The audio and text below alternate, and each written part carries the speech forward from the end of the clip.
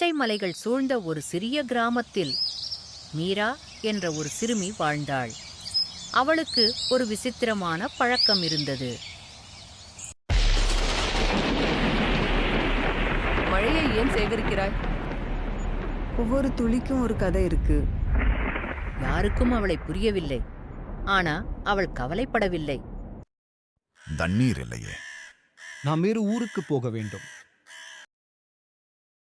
அந்த இரவு மீரா தனது ரகசியத்தை திறந்தாள். நான் சேமித்தேன் ஒவ்வொரு துளியையும். இது எப்படி சாத்தியம்? அவளை சிரித்தவர்கள் இப்போது அமைதியாக நின்றார்கள். இது போதும், உதவி வரும் வரை. மழை மீண்டும் வந்தபோது அந்த கிராமம் மாறிவிட்டது. இருக்கும்போது சேமிச்சுக்கோங்க, இல்லாத போது கஷ்டப்பட வேண்டாம்.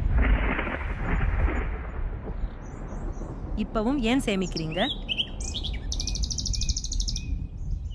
ஒரு நாள் யாருக்காவது தேவைப்படும். இன்று தயாராக இருந்தால் நாளை பாதுகாப்பாக இருப்போம்.